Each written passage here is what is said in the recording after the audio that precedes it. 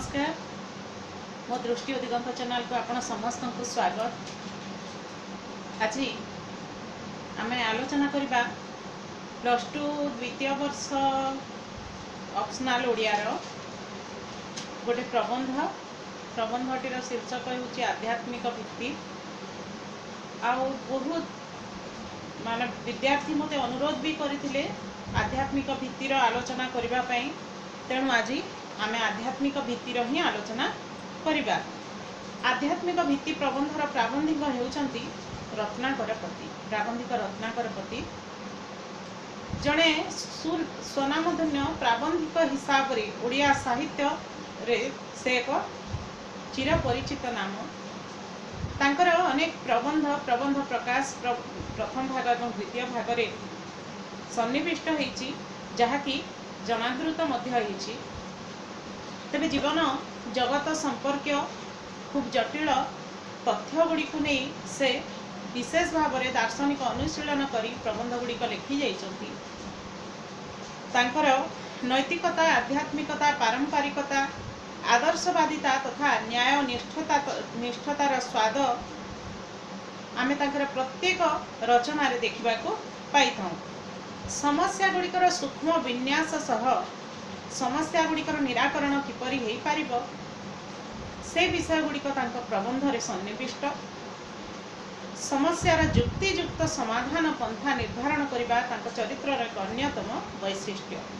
मानसिक शुद्धता और उत्थान पई उद्दिष्ट तांकर प्रबंध गुड़िक खूब उपादेय तथा ताहा सेगुड़िक तांकर बहुशास्त्रदर्शितार प्रमाण मध्य देइथाय। आरंभ करिबा ताहले प्रबंधटी ए जो प्रबंध रो पूर्वाभास बा कथावस्तु जहाँ भी आपण भावी पारंती से विषय में किछि कहूची। आध्यात्मिक भित्ति कहिले जहाँ आत्मा सह संश्लिष्ट जो अध्यात्म बा धर्मीय भावना जहाँ आत्मा सह जड़ित ताहा होची आध्यात्मिक चेतना। सही आध्यात्मिक चेतना विषय रे ही एठारे लेखक उल्लेख करिसंती। आध्यात्मिकतार प्रारंभिक पर्याय प्रबंधर प्रारंभिक पर्याय से आध्यात्मिकतार संज्ञा निरूपण करिसंती एवं परवर्ती पर्याय एही आध्यात्मिकतार भित्तिभूमि रे किभଳି सभ्यता समाज सुमार्ग रे परिचालित हेई पारिबो तार यथायथ भाव रे विश्लेषण मध्य करिसंती।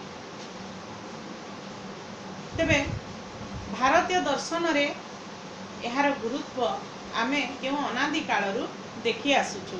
आमर पौराणिक साहित्य पौराणिक विभिन्न जो शास्त्र अच्छी से सब शास्त्र को जदि आमे अध्ययन करबा ताले देखिबा जे आध्यात्मिकतार प्रभाव सदा काले आम साहित्य रे रही आसीछि।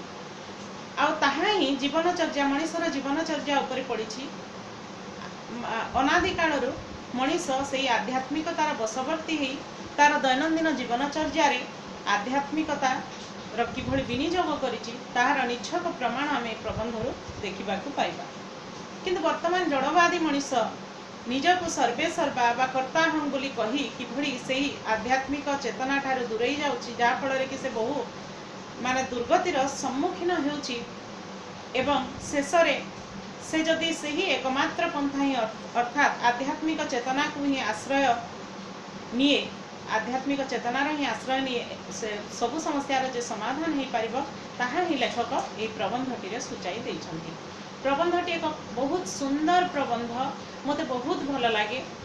आउ प्रबंधटी आपण मान भी जदि भल भाव बुझीबे ताहले बहुत भल लागिबो। आरंभ करबा ताहले प्रबंध रे न बुझिबा भलिया अवध्य विषय किछि नाही भलिया मते लागे। आरंभ करबा।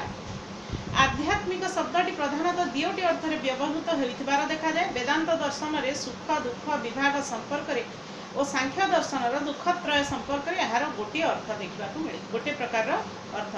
किंतु माने प्रारंभिक पर्याय जो संज्ञा निरूपण करिसंती प्राबंधिक से कहबा को चाहउचंती जे प्रधानतः दुईटी अर्थ रे दुईटी कहले दुईटी अर्थ रे ए आध्यात्मिक शब्दटी व्यवहृत होइथिबार जणा जाए।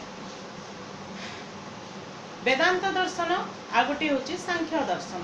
वेदांत दर्शन रे सुख दुख उभय विभाग संपर्क रे आलोचना करा जायछि। आउ सांख्य दर्शन रे दुख त्रय दुख को तीन भाग रे विभक्त करा जायछि। उभय दर्शन रे किंतु सांख्य दर्शन रे हो बा वेदांत दर्शन रे हो मु प्रथम कही रखे आध्यात्मिक शब्दटी को जदि आम व्युत्पत्ति करबा ताहेले ताहेब अधि आत्मन जोगयुक्त जहाँ आत्मा सह संश्लिष्ट जड़ित। तेबे सेही आध्यात्मिक शब्दटी प्रधानतः दुईटी अर्थ रे व्यवहृत हुए वेदांत दर्शन रे सांख्य दर्शन रे। वेदांत दर्शन रे सुख दुख दुईटी विभाग संपर्क रे उल्लेख रहिथिबा बेले भला भाबरे बुझंतु दुईटी विभाग संपर्क रे उल्लेख रहिथिबा बेले सांख्य दर्शन रे किंतु दुख त्रय बा तीन प्रकार दुख विषय उल्लेख करा जायछि। उभय दर्शन रे दुख को तीन भाग रे विभक्त कराइछि। तेबे सेही दुख गुड़िक कौन कौन आधि दैविक आधि भौतिक एवं आध्यात्मिक यही प्रकार यही भाव में तीन भाग में विभक्त होती आमर दुख दुईटी जाक दर्शन रे गोटे हूँ वेदांत दर्शन बा उपनिषद रे जहाँ वर्णित आ गोटे हूँ सांख्य दर्शन कपिल मुनि द्वारा जहाँ प्रणीत होती। उभय रे तीन प्रकार दुख विषय उल्लेख कराई। गोटे हूँ आधि दैविक बा दैवी दुर्विपाक जो सब दुख घटी थाए जो सब कष्ट जात होता है। दैवी दुर्विपाक कौन बन्या मरुड़ी वज्रपात यही सब जो दैवी दुर्विपाक जहाँ जो कि मनुष्यर कौन से आयत्त न थाए ताहा होची आधि दैविक दुख। आधि दैविक आम जब व्युत्पत्ति करवा अधि देव जोग इक आधि दैविक तापरे आधि भौतिक दुख। आधि भौतिक व्युत्पत्ति जदि करवा अधिभूत जोग इक आधि भौतिक। तेबे ए आधि दैविक भला भाव जानले आधि दैविक कौन जहाँ दैवी दुर्विपाक जो दुख जात होता है ताहा होची आधि दैविक दुख। आ सेगुड़िक होची बन्या मरुड़ी वज्रपात यही सबू दुख विभिन्न भूमिकंप वज्रपात यही सबू होची आधि दैविक दुख। बा आ गोटे प्रकार जदि कहबा देवता बा दैवी शक्ति हेतु देव शक्ति बा दैवी शक्ति हेतु जो दुख घटे ताहा होची आधि दैविक दुख। आधि भौतिक दुख कौन बहिर्जगतर पृथ्वी बा पंच महाभूत गठित जीव मान संस्पर्श जो दुख मिली था विभिन्न साप कामुड़ा हो विभिन्न जीवजंतु ठारू आक्रमण द्वारा हो जो दुख जात होता है ताहा होची आधि भौतिक दुख। तापरे आसिला आध्यात्मिक दुख। आध्यात्मिक दुख कौन आधि दैविक कौन जानले आधि भौतिक कौन जानले तापरे आध्यात्मिक दुख जहाँ केवल भोक्तार जे भोग करे दुख भोग करे भोक्ता कहले जे दुख भोग करे सही भोक्तार देह एवं मनर जो कष्ट जात हुए जो दुख जात हुए ताहा होची आध्यात्मिक दुख अर्थात आत्मा सह जड़ित होची आध्यात्मिक। ए संपर्क रे आध्यात्मिक शब्दर अर्थ जदि आमे देखिबा ताहा होची जीवात्मा संक्रांत अर्थात जहाँ जीवात्मार जहाँ जेकोसी जीव हो जीवर आत्मा भीतरु जो दुख जात हुए बा तार आक्षरिक अर्थ जदि आमे देखिबा जीवात्मा जड़ित दुख जीवात्मा संपर्कित दुख अर्थात जीवात्मार शारीरिक मानसिक क्रिया प्रक्रिया जो दुख जात हुए ताहा होची जीवात्मा संक्रांत दुख बा आध्यात्मिक दुख। बुझी पारले आध्यात्मिक शब्दर अर्थ कौन आउ दुख केते प्रकार तीन प्रकार आउ तीन प्रकार भितर आधि दैविक कौन आधि भौतिक कौन आध्यात्मिक कौन यह प्रश्न रे आसे आपण माने भल भाव टिके बुझिबे आउ लेखिबे। यार आउ गोटे अर्थ होची सॉरी मोर पिठीटा पेन होची सेति पे एपट सेपट होची किछि मने करिवे नाही। यार आउ गोटे अर्थ होची जहाँ परमात्मा श्रयी जहाँ परमात्मा बा ऐसी शक्ति सहित संपृक्त। आध्यात्मिक शब्दटीर आउ गोटे अर्थ होची जहाँ कि परमात्मा श्रयी आमर आत्मा भितर परमात्मा रही समस्त आत्मा भितर ही परमात्मा विद्यमान से परमात्मा बा ऐसी शक्ति सहित परमात्मा कहले से भगवान से ईश्वर जी आमको सृष्टि करिसंती से ऐसी शक्ति सहित जहाँ संपृक्त जहाँ जड़ित ताहा होची आध्यात्मिक। यही अर्थ रे आध्यात्मिक शब्दटी भौतिक बा जड़ात्मक शब्दर विपरीत वर्तमान जड़वादी मनीष भगवान अस्तित्व को अस्वीकार करे मु सर्वे सर्वा बोली भावे तेबे एई जड़ शब्दर बा जड़ात्मक शब्दर भौतिक शब्दर विपरीत ठीक विपरीत शब्दटी होची आध्यात्मिक शब्द। परमात्मा बा परमेश्वर को आश्रय करी जगत रे जो व्यापार मान घटे भगवान को आश्रय करी जो व्यापार मान जगत रे संभव होई थाए सेई सब अर्थ रे एई आध्यात्मिक शब्दटी ग्रहण करा जाई पारे। उदाहरण स्वरूप आमे जदि कहूँ ये विश्वर मूल एक अद्वितीय सत एक अद्वितीय चित शक्ति बा आत्मशक्ति विद्यमान रही तत्रस्थ जावतीय विभाग रे विभिन्न भाव में प्रकाशमान होउछि ताहाले हमर ए मत एई अर्थ रे आध्यात्मिक बोली भाबिबाकू हेबो। आमे प्रकृत रे आदिम काल ही विश्वास करि आसुछु जे भगवान सर्वत्र विद्यमान आम चारि पाखरे जो मान सजीव निर्जीव वस्तु जहाँ किसी भी रही सबु स्थान रे भगवान विद्यमानता रही बोली आमर गोटे विश्वास रही आउ ताहा होची आध्यात्मिकतार प्रतीक आमर आध्यात्मिक चेतनार प्रतीकता से आम आध्यात्मिक चेतना पर विश्वास करुचु बोली बुझिबाकू हेबो। किंतु ठीक विपरीत भाव में लेखक कहउचंती मात्र जदि आमे कहिबा जे विश्व जगत निर्जीव भौतिक तथा चैतन्यहीन जड़ परमाणु मानकर उद्देश्यहीन अनियंत्रित गति और आकस्मिक मिलन कालक्रमे उद्भूत होइछे सारा सृष्टि परमाणु मानकर भौतिक तथा चैतन्यहीन जड़ परमाणु मानकर उद्देश्यहीन अनियंत्रित गति एवं आकस्मिक मिलन रे जगत सृष्टि होइछे सेइतरे एई आध्यात्मिकतार मोटे अर्थ प्रकाश पाइब नै बरं तार विपरीत हेबो आमे जड़वादी बोली कहा जिबा एवं जीव मात्र के ये जगत सृष्टि होइछे अणु परमाणु मानकर आकस्मिक मिलन अनियंत्रित गति तथा आकस्मिक मिलन सृष्टि होइछे एवं जीव माने ही जीव मात्र के ही सेमानकर उक्त गति एवं मिलन ही सृष्टि होइचंती ताहाले हमर ए मतटी जड़वाद बोली कहाजिबो बा भौतिकवाद कहाजिबो। शब्दटर मूल अर्थ प्रति दृष्टि देले यार अर्थ परिस्फुट हेबो जहाँ आत्मा को अधिकार करी रहिछि। जो आध्यात्मिक चेतना संपर्क में आम आलोचना करुछु सेई आध्यात्मिक शब्दटी प्रकृत अर्थ होची जहाँ आत्मा को अधिकार करिछि ताहा होची आत्माश्रयी ताहा होची आध्यात्मिक। एठारे आत्मा बोइले जीवात्मा नुहे एठारे आत्मा बोइले आम जनक भितर जो आत्मा अछि जीव भितर जो आत्मा अछि केवल से गोटे आत्मा को बुझा जीव ना ताहा होची परमात्मा बा परात्पर परमेश्वर। आध्यात्मिक शब्द को जो प्रकार अर्थ करंतु ना कहीं गीतार 10म अध्याय मन रखिए गीतार क्यों अध्याय श्रीकृष्ण आपण को विद्यामान भितर आध्यात्मिक विद्या बोली कही गीतार 10म अध्याय एटा एमसीक्यू क्वेश्चन आसे। श्रीकृष्ण आपणा को गीतार 10म अध्याय आध्यात्मिक विद्या बोली जो परिचय देइचंती सेहि आध्यात्मिक शब्दर अर्थ परमात्मा श्रय बोली आमे बुझी पारिबा बा स्पष्ट प्रमाणित होउची। मु आध्यात्मिक शब्दटी को शेषोक्त अर्थ व्यवहार करी एही दृष्टि आध्यात्मिक भित्ति और अर्थ कहबाकू जाउची। आध्यात्मिक भित्ति कहले एबे आध्यात्मिक शब्दर अर्थ आमे भला भाबरे बुझीगले। आध्यात्मिक भित्ति कहले परात्पर बा आत्मशक्ति बा ऐसी शक्ति रे विश्वास। भित्ति कहले ऐसी शक्ति रे आध्यात्मिक भित्ति कहले ईश्वर शक्ति बा ऐसी शक्ति रे विश्वास।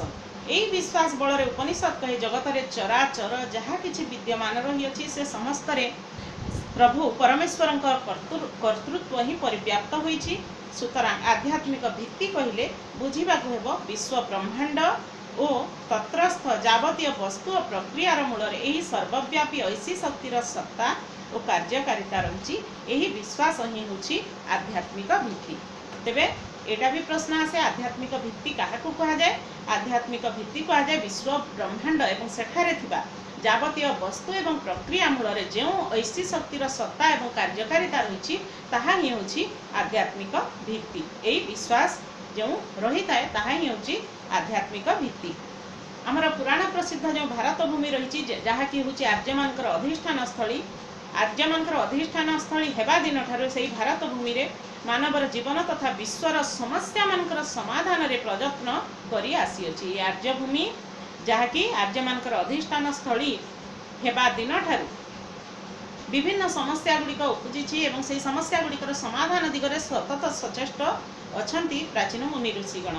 आर्य ऋषिवृंद जेतेबेले पुण्यतया सरस्वती कूल प्रकृतिर विराटता अनिर्वचनीय सौंदर्य संदर्शन कले सेतेबेले सेमानक कंठरू दिव्य गीति समूह बाहरी पड़ीला सेगुड़िक वेद रूप भारतर प्राण को नाना भाव में प्रभावित कर आमर प्राचीन आर्य मुनि ऋषिगण पुण्यतया सरस्वती नदी कूल प्रकृतिर अनिर्वचनीय सौंदर्य को अवलोकन करुले फल अतीव आनंद कंठरू जो दिव्य गीतिकार स्फुरण घटी ताहा परवर्ती समय वेद नाम कथित होता।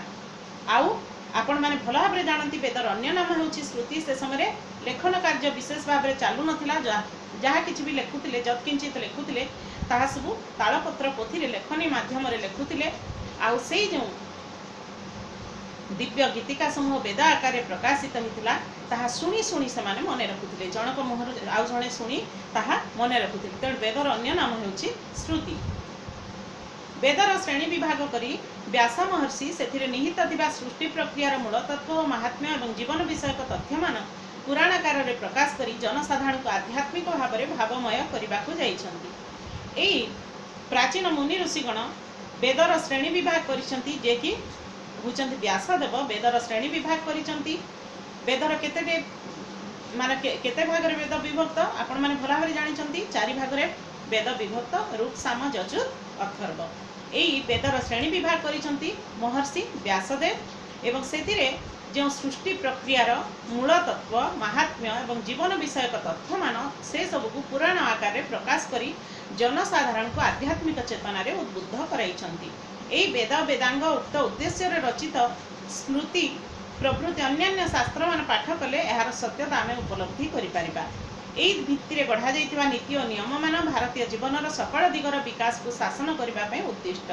समाज रे एपरि कोनोसी विभाग नाही जहा कि एही आध्यात्मिक भित्तिरु विच्छिन्न।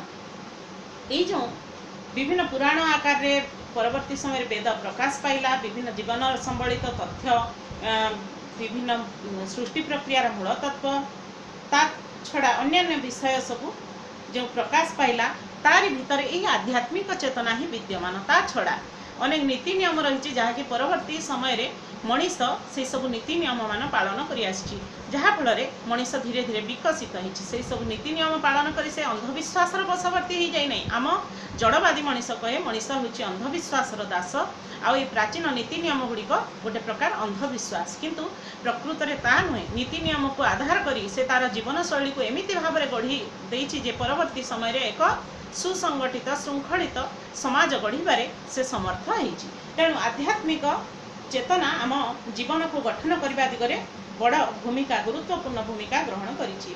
प्राचीन भारतर ज्ञान क्षेत्र प्रति दृष्टि दियंतु देखिबे ग्रंथ रचना ग्रंथ समाप्ति निमित्त साधारणतः ग्रंथकार माने आरंभरू देवी शक्तिर कृपा भिक्षा करिसंति देव शक्तिर कृपा भिक्षा करिसंति।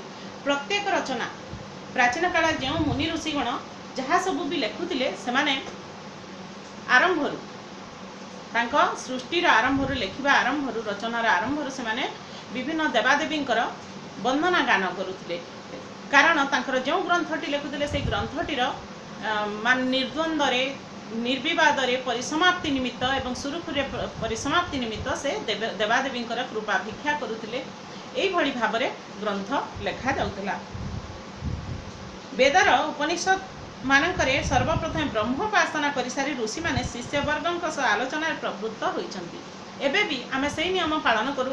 विद्यालय मानकरे मध्य विद्या आराधना विद्या पाठ ग्रहण करने पूर्वर आमे मध्य विभिन्न देवदेवींकर प्रार्थना करूँ जहाँ कि प्रार्थना आकार बोला हुए वंदना आकार बोला हुए परवर्ती समय रे आमे विद्या अध्ययन करिथाउ। प्राचीन काल में मध्य वेद उपनिषद मानकरे मध्य सर्वप्रथमे एई ब्रह्मंकर उपासना करी सारी मुनि ऋषिगण शिष्य मान सहित विभिन्न आलोचना पाठ विषयक विभिन्न आलोचना प्रवृत्त हेउथिले। ब्रह्मा को ध्यान करी मन शांति और चित्त शुद्धि आनिबा पई आलोचनार आरंभ रे ईदृश स्तुति वा प्रार्थनार आवश्यकता रही। एथिपाई से प्रार्थना करुथिले। आमे माने मध्य प्रार्थना करू एहा द्वारा एकाग्र भावना आम मन भितर वृद्धि पाए आउ माने विद्या अध्ययन पई एकाग्र चित्त हेबा निहाती आवश्यक। से समय रे मध्य जो ब्रह्मोपासना करुथिले ता द्वारा कोन होतला चित्त शुद्धि मध्य होतला एकाग्र भावना मध्य मन मध्य रे आसुथिला। अध्ययन क्षेत्र रे एहार गुरुत्व बहुत बेसी। अध्ययन क्षेत्र रे अधिकारित्व शिष्यर प्रथम साधना। तेणु गुरुकुल रे आरुणींक भली शिष्य माने विद्या शिक्षा पूर्व गुरुंक कर्तृक नाना परीक्षार अधीन हेउथिले। आरुणी उपमन्यु आरुणी एभली शिष्य मान ना आपण माने जानिथिबे। धौम्य ऋषिंकर शिष्य होचंती आरुणी। तेबे एभली महान शिष्यगण एते सहजरे विद्या अध्ययन करने समर्थ होते। आजिकल जो एंट्रांस परीक्षा सब होची बा पूर्व प्रस्तुति केमिति हेची से अनुसार परीक्षा दे परीक्षार उत्तीर्ण हेले जाई विभिन्न विद्यालय महाविद्यालय विश्वविद्यालय मानकरे पाठ पढ़िबार सुजोग मिलुची। से समय मध्य गुरुगृह रे सेही भली तांकु प्राथमिक प्राक परीक्षा करा जाउथला। आ गुरुकुल रे समय प्रथम परीक्षा दउथिले। परीक्षा रे उत्तीर्ण सफल हेले जाई सेमानकु गुरुकुल रे रही शिक्षा ग्रहण करिबा पई सुजोग मिलुथला। गुरुंकर संतोष भाजन हेले सेमाने ब्रह्मज्ञान लाभ पई योग्य विवेचित होउथिले। क्यों माने केमिति भाबरे सेमाने ब्रह्मज्ञान लाभ पई योग्य विवेचित होउथिले। गुरुंकर संतोष भाजन हेले गुरु जदि जानि पारबे से जो गुरु जहाँ परीक्षा करुथिले परीक्षा रे जदि सान उत्तीर्ण हेबे तांकर चरित्र अध्ययन करुथिले गुरुगण सबु क्षेत्र जदि माने उत्तीर्ण होउथिले शिष्यगण ताहेले जै सेमाने ब्रह्मज्ञान लाभ पई योग्य विवेचित हेउथिले। बाग ब्रह्मशक्ति एही विश्वास रे चालित होई भारतीय बागदेवी को विद्यादात्री रूपे सर्वदा पूजा करी आसीची। आमर समाज रे माने बागदेवी सरस्वती को बागदेवी भाव में ग्रहण करा जायछि। बागदात्री बा विद्यादात्री रूप में ग्रहण करा जाय तांको पूजा करा जाउछि। आमे एबे मध्य माघ शुक्ल पंचमी दिन सरस्वती आराधना करिथाउ। से होचंती विद्यादात्री एवं भाद्रव मास शुक्ल चतुर्थी दिन श्रीकृष्ण गणेशंकर आराधना करिथाउ। से मध्य होचंती विद्यादाता विघ्ननाश विद्यादाता। एई भली भाबरे तांको संतुष्ट करी विराट बागदेवी को संतुष्ट करी व्यासदेव मध्य विराट पुराण रचना करथिले। आमे भला भाबरे जानिछु व्यासदेव कोन रचना करथिले महाभारत रचना करथिले। वेदांत दर्शन भारत में प्रचारित अन्यान्य दर्शन मान को खंडन करी प्रतिपादित करी अछि। एक अद्वितीय अखंड सच्चिदानंद ब्रह्मशक्ति ही विश्वर मूल पदार्थ बा मूल कारण रूपे विद्यमान। तेबे आमर जो वेदांत दर्शन रही उपनिषद शास्त्र रही से आमर मूल ब्रह्मशक्ति ही सच्चिदानंद एक अद्वितीय अखंड सच्चिदानंद भगवान ही विश्वर मूल पदार्थ बा मूल कारण रूपे विद्यमान। विश्वर जावतीय विभाग वस्तु एवं प्रक्रिया रे से प्रकाशमान। जोठी देखिबा आमे सही परात्पर परमेश्वरंकर अवस्थिति ही देखिबाकू पाइबा उपस्थिति ही देखिबाकू पाइबा। सही कारणरू ही से दिन हिरण्यकशिपु जेतेबेले निज पुत्र प्रहलाद पचारिथिला तू जो भगवान भगवान बोली कहूछु विष्णु विष्णु बोली कहूछु तोर विष्णु कोन सबुठारे अछंती। से कहला हां बापा मोर विष्णु भगवान सबुठारे अछन सर्वत्र से विद्यमान। तापरे बापा कहले अच्छा से कांथरे अछंती तोर विष्णु।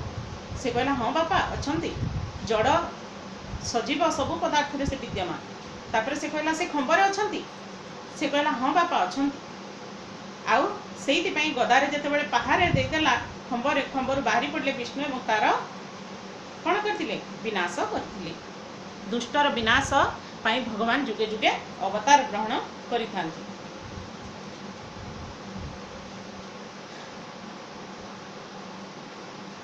आध्यात्मिक आम यदि सबु क्षेत्र में देखा आध्यात्मिक ज्ञान ही मोक्ष लाभर प्रकृष्ट उपाय। यह छड़ा ज्योतिर्विज्ञान आयुर्वेद प्रभृति शास्त्र मान यही आध्यात्मिक भित्ति ही रचित। दिव्य द्रष्टा मनीषी मानकर आत्मशक्ति एते बलिष्ठ और शुद्धपूत थिला जे सेमाने स्वज्ञा अंतर प्रत्यक्ष बल प्रकृतिर जटिल प्रक्रिया भित्ति प्रवेश करि पारुथिले। आगरु मुनि माने सब दिव्य द्रष्टा थिले। अतीत रे कौन होता ताहा तो समस्ते जानती किंतु भविष्य कौन हेबो बा कौन होची आमे आजिकल टीवी रु देखिकी सब जानछु टेलीविजन रु देखिकी दूरदर्शन जा कहा जाए सब जानी पारुछु। आउ अतीत रे आमर जो पुराण रे मध्य वर्णित अछि जे संजयंकर दिव्य चक्षु थिला दिव्य दृष्टि थिला। से दिव्य दृष्टि बल रे महाभारत युद्ध जो होउतला कुरुक्षेत्र रे महाभारत युद्ध होउतला ता राज उआस भितर रही धृतराष्ट्र संजय दृष्टि दिव्य दृष्टि माध्यम सब देखि पारुथिले सब जानी पारुथिले। तबे एहा पौराणिक विषय किंतु मुनि ऋषि माने मध्य होउचंती एभली दिव्य द्रष्टा। तेबे तांकर दिव्य साधना जोगु आध्यात्मिक भित्तिभूमिर विकास जोगु अतिमात्रा विकास जोगु ताहा संभव हेछि। एहार मध्य निछक प्रमाण आमे विभिन्न पुराण रु देखिबाकू पाइथां।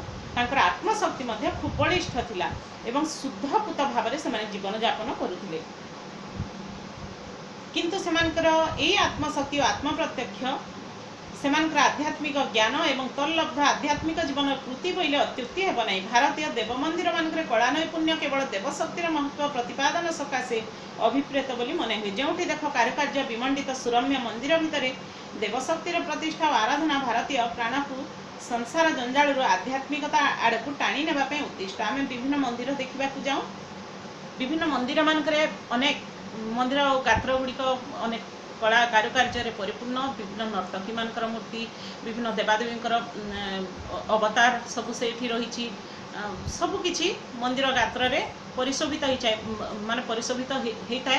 आ पत्थर रे से सब खोदित होता है। अनेकांश विभिन्न कारुकार्य सबू करा जाता है।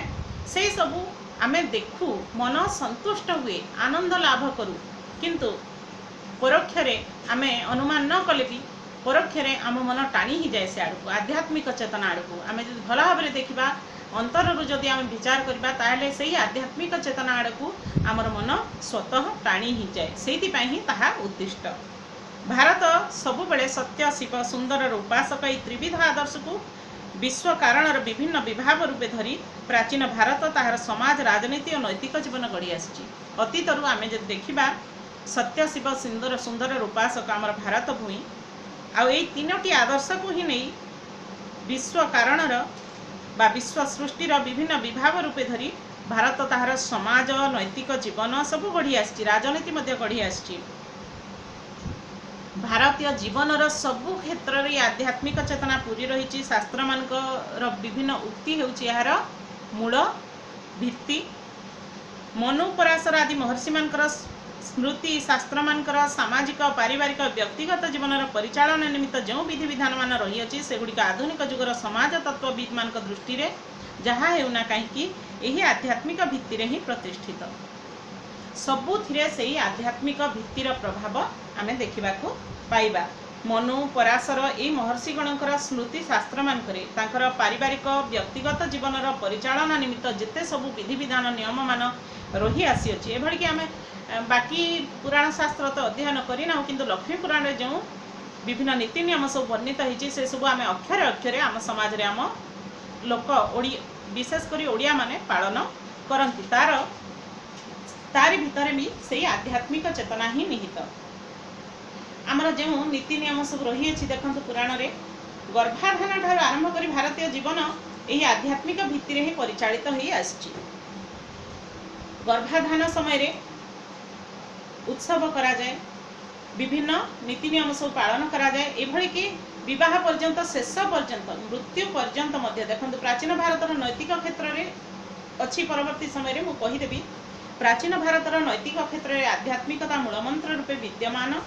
प्राचीन भारतर क्यों क्षेत्र में मन रखिए नैतिक क्षेत्र में आध्यात्मिकता मूलमंत्र रूपे विद्यमान। एमसीक्यू क्वेश्चन आसे धन जन गोपलक्ष्मी सबुतिर देखा जाए यही आध्यात्मिक प्रभाव। जीवन सकल अवस्था जीवन में मरण में सबु बेले आध्यात्मिक दृष्टिकोण। मरीगला समय मनीष जन्म समय जो पूजा पाठ करा जाए, अन्नप्रस्थान करा जाए, सत्यनारायण पूजा करा जाए, तापरे व्रत माने व्रत करा जाए। जेतेबेले से व्रत करने उपयुक्त हुए पैसा दि जाए ताकू। आउ परवर्ती समय रे विवाह आदि मध्य धार्मिक कार्य करा जाए, विभिन्न धार्मिक अनुष्ठान करी होम करा जाए। विवाह बंधन रे दुईटी माने जीवन को आबद्ध करा जाए। विवाह बंधन शेष में मृत्यु समय रे मध्य एही पूजा पाठ आयोजन करा जाए। सबुतिरे रही सही आध्यात्मिक चेतना। जीवनर लक्ष्य केवल इंद्रिय सुख नुहे। जीवनर लक्ष्य कौन, प्रकृत लक्ष्य कौन आपण मैंने भल भाव में बुझंतु ताहा मध्य प्रश्न आसे। जीवनर लक्ष्य इंद्रिय सुख नुहे, भोग विलास नुहे, केवल इंद्रिय संयम कर्तव्य साधन और जीवन मुक्ति। भोग विलास नुहे, इंद्रिय सुख नुहे, जीवनर एकमात्र माध्यम, जीवनर एकमात्र लक्ष्य कौन? जीवनर एकमात्र लक्ष्य इंद्रिय संयम कर्तव्य साधन एवं जीवन मुक्ति पाई कामना चेष्टा करिबा।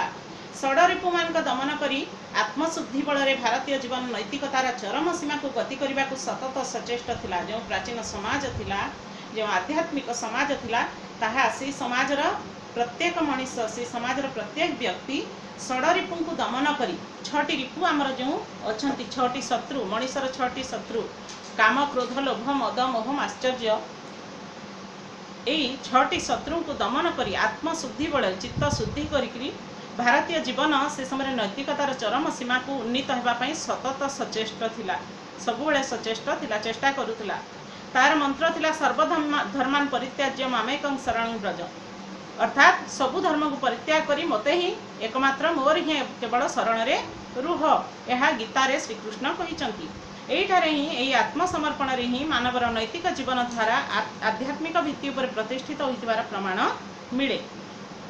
मानवर कर्मक्षेत्र भक्ति और ज्ञानर सहयोग रे परिचालित मानवर कर्मक्षेत्र केउ भाबरे परिचालित भक्ति एवं ज्ञानर सहयोग रे परिचालित प्रश्न आसीब कर्म भक्ति समन्वित और ज्ञानर साधक न हेले अकर्म रे परिणत हुए कर्म केतेबेले अकर्म रे परिणत हुए कर्म सबुले भक्ति समन्वित एवं ज्ञानर साधक जदि न हुए ताहेले अकर्म रे परिणत हो जाए सुतरां मानवर कर्मक्षेत्र ताहार नैतिक जीवन शास्त्रोक्त विधि विधान बशवर्ती तेणु आध्यात्मिक भित्ति उपरे दंडायमान तेणु मनीषर नैतिक जीवन मनीषर कर्मक्षेत्र तथा तार नैतिक जीवन शास्त्र रे उल्लिखित होइथिबा वेद विभिन्न विधि विधान बा नीति नियमर बशवर्ती आउ सेही कारणरू ही से आध्यात्मिक तार भित्तिभूमि उपरे ही दंडायमान तेबे केवल यहाँ नैतिक क्षेत्र में कहुई नहीं राजनीति क्षेत्र में यही आध्यात्मिकता से मूल नीति भाव में विवेचित हो आसूला भारतर राष्ट्र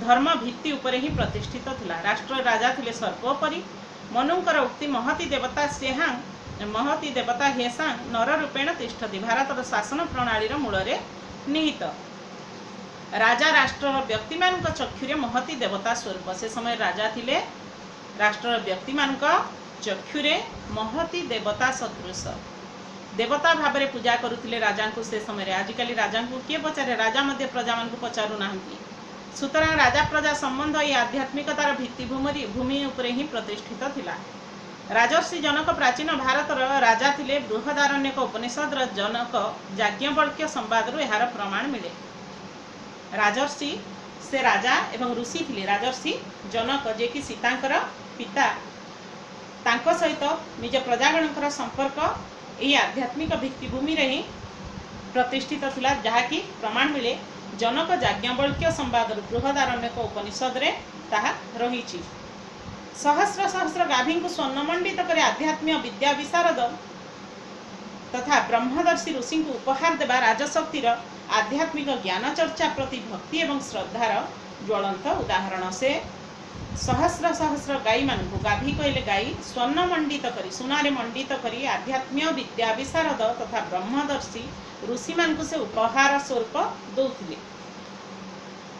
से समय व्यक्तिर दैनंदिन कार्यकलाप आध्यात्मिक चेतना पूरी रही आध्यात्मिक भावापन्न थिला तांकर चेतना ताहार विश्वास काष्ठ पाषाण तरु तृण देवशक्ति रे निहित थिला सबु ठारे से भगवान अस्तित्व को अवलोकन करुले सामान्य खंडीय दांत काठी भांगिबा पई बा टिकिए माटी पई मृत्तिका पई प्रथमे भक्तिर सहित वृक्ष बा पृथ्वी को प्रार्थना करबा को पड़िथिला एबे मध्य केतोटी नीति नियम आमे पालन करू जे आजिर जड़वादी मनीष हुए तो ताको अस्वीकार करि पारे किंतु तथापि वर्तमान मध्य आमे अनेक किछि नीति नियम पालन करू जेभଳି कि आपण माने जानंती रज संक्रांति समय रे 4 दिन पर्यंत माटी खोला जाए नाही बसुमती देवी को कष्ट हेबो माटी माता को कष्ट हेबो बोली घास कटा जाए नहीं तार माने रज संक्रांतिर 2 दिन पूर्व घास काटी आनिक घरे रखी दिया जाए खेत में हल करा जाए नहीं माटी उपरे चलती नहीं कटक साइड तो बेसी मानती आपण मैंने जानी दांत काठी ये दांत काठी वृक्षर पत्रटे तोड़ा वृक्ष देवता को क्षमा मगा जाए आग मागुले स्नान जल गंगादी तीर्थ मान आरोप करी प्राचीन भारतर व्यक्ति स्नान करुला आपण मैंने भल भाव जानते स्नान करने से प्रथम गोटे मंत्र बोलुले गंगेश्च जमुनेश्च गोदावरी सरस्वती नर्मदे सिंधु कावेरी जलेस्मिन सन्निधि कुरु यही मंत्र पाठ करी से माने विभिन्न तीर्थ भूमिर जल को जल सहित से जल को समान करी मंत्र पाठ करी से माने स्नान करुले अर्थात सबु क्षेत्र में से आध्यात्मिक चेतना ही पूरी रही थिला दैनंदिन पान भोजन में भाव पूरी रही खाद्य प्रभु को समर्पण न कले भारतीयवासी भोजन ग्रहण करुनथिले। प्रथमे से अन्नबता मदनबता मामिक्षबता यही सब मंत्र पढ़ी से प्रभु को प्रसाद स्वरूप जहाँ कि रोषे भी करुले प्रथमे अग्निदेवता अर्पण करा चुली रे रोषे करुले चुली रे प्रथमे जहाँ रांधुले ताहा चुली रे टिके पकई दि जाउथला अर्थात अग्निदेवता समर्पण करा तापरे भोजन पूर्वर भोजन मंत्र पाठ करा जाउथला सबुथिरे यही आध्यात्मिक भावना ही रही। मोट पर वर्णाश्रम धर्म आधुनिक जुगरे जेते अवहेलित हेले मध्य चतुर्वर्णर सृष्टि जे आध्यात्मिक सृष्टि यह ऋग्वेदर पुरुष सूक्तरु जना पड़े। वर्णाश्रम धर्म वर्णाश्रम कहले आमर जो 4 जाति रही ब्राह्मण क्षत्रिय वैश्य शूद्र यह आधुनिक जुगरे अवहेलित किंतु तथापि मध्य चतुर्वर्णर सृष्टि जे गोटे जे आध्यात्मिक सृष्टि ताहा ऋग्वेदर पुरुष सूक्तरु जना पड़े। क्योंठारे रही चतुर्वर्ण संपर्क रे वर्णना ऋग्वेदरे रही आ ऋग्वेदर पुरुष सूक्त रे रही। पुरुष सूक्त रे विराट पुरुषंक ठारु चतुर्वर्णर उद्भव विराट पुरुषंक ठारु ही 4टी वर्णर सृष्टि होईची ताहा पुरुष सूक्त रे रही। ऋग्वेदर पुरुष सूक्त रे चातुर्वर्ण्यं मया सृष्टं गुणकर्म विभागस सेठारे उल्लेख अच्छी चातुर्वर्ण्यं मया सृष्ट चतुर्वर्ण होची मोर सृष्टि होचंती मोर सृष्टि आ ताहा होचंती गुण कर्म विभागस गुण एवं कर्म अनुसार ये 4 वर्णर सृष्टि होची किंतु आजिकल मनीष ए वैश्य शूद्र एमानकु उच्च जातिर लोक हीन रूप रे देखुचंती ताहा मनीषर मान सृष्टि आजिकल मनीषर भावनार सृष्टि किंतु प्रकृत में गुण एवं कर्म अनुसार से श्रेणी विभाग करा जायथिला। गीतार यही उक्ति यह ही समर्थन करुच्ची तेणु प्रत्येक वर्णर स्वधर्म रही सर्वथा पालनीय। प्रत्येक वर्ण जो थिले प्रत्येक वर्णर गोटे गोटे निजर धर्म रही कौन क्यों धर्म अनुसार क्यों वर्णर लोके कार्य करेंगे ताहा विधि निर्दिष्ट थिला से समय ताहा पालन करुथिले। सेइथिपाई गीतारे कहे स्वधर्मे निधनम श्रेय परधर्म भयावह। मोट पर कहबाकू गले व्यक्तिगत स्वधर्मे निधनम श्रेय अर्थात निज धर्म रे निधन बरं मृत्यु होइजिबा बरं श्रेयस्कर अटे किंतु पर धर्म को केबे मध्य ग्रहण करिबो नाही ताहा भयावह होइजिबो। मोट पर कहबाकू गले व्यक्तिगत और समष्टिगत जीवन आध्यात्मिक भित्ति रे चालित होई सुशृंखल और सुख शांतिपूर्ण थिला। से समय रे जो आध्यात्मिक भित्तिभूमि उपरे प्रतिष्ठित थिला मानव समाज विकसित थिला श्रृंखलित थिला सुसंगठित थिला एवं सुख शांतिपूर्ण थिला। किंतु हाय आज मानव निजक कर्ता हूँ बोली कही आपणार तथा समाज बा जातिर अकल्याण साधन करुछि निजक निजे कर्ता हूँ बोली कहूछि अहं भाव तार निकटरे जो प्रकाश पाउछि ता द्वारा निजर तो जहाँ क्षति होउछि समाजर मध्य अशेष क्षति होउछि। आज रक्षक जे से भक्षक परिणत होइछि मानव मानवर रक्षक हेब कौन से भक्षक साजिछि। मानव इंद्रिय चरितार्थ भित्ति करी आधुनिक जड़ विज्ञान प्रभाव रे भारतवासी जड़र उपासक हो पड़िछन्ति। इंद्रिय लालसा इंद्रिय चरितार्थ तांको पई मुख्य साधन हो जाइछि। सेइथिपई सेमाने जड़र उपासक हो पड़िछन्ति। संकीर्ण स्वार्थर गंडी मध्य आबद्ध रही मानविकता और तार भित्ति आध्यात्मिकता हरैबाकू बसिलाणी। आजिकाली मनीष स्वार्थ सर्वस्व हो गलानी निज स्वार्थ पई से जहाँ किछि ही करि परिबो अन्यर से मानविकता पूरापूरी भूली गलानी। आपण माने देखिबे रास्ता रे जाउथबा बेले जदि कोनोसी जाय किछि दुर्घटना भी घटी थाए माने कोनोसी व्यक्ति पूरा मुमूर्षु अवस्था रे पड़ी थांती सेही भली समय रे चारिआडे देखणाहारी भिड़ लगी समस्ते निज मोबाइल रे फोटो उठेबे एक्सीडेंट केते भयंकर होईछि फोटो उठेबे आ ताकू व्हाट्सएप रे छाड़िबे फेसबुक रे छाड़िबा पई सेमाने सतत चेष्टित थिबे बरं सेही लोकटी को जे दुर्घटना रे एते माने पीड़ित थिबो ताकू सेमाने डाक्तरखाना नेबा पई टिके हेले सेमानकर विवेक कहिबो नाही। एहा मानविकता विरोधी नुहे कि मानविकता तार भित्ति आध्यात्मिकता हरैबाकू बसिलाणी। एहा केवल आध्यात्मिकता उपरु निजर जो आस्था हरई देलाणी मनीष सेही कारण हुए एही भली घटना सब घटुची। मानविकता प्रत्येक मनीषक ठारू लोप पाई जाउची। केतेकଙ୍କ मतरे भारतर आध्यात्मिकता ही तार अधोगतिर कारण। अवश्य आजिकल जड़वादी मनीष कहूँ जे ये आध्यात्मिक अति मात्रा आध्यात्मिक हेबा ही तार अधोगतिर कारण साजिची, मात्र यह सत्य बोली मने हुए नहीं। प्राबंधिक कहते यह सत बोली लागू नहीं। भारतर आध्यात्मिकता कौन सी काले मानव को कर्महीनता शिक्षा दे नहीं। आमर जो आध्यात्मिक चेतना रही मनीष को कर्महीन होगापी कर्मकूढ़ होगापी केबे भी शिक्षा दे नहीं।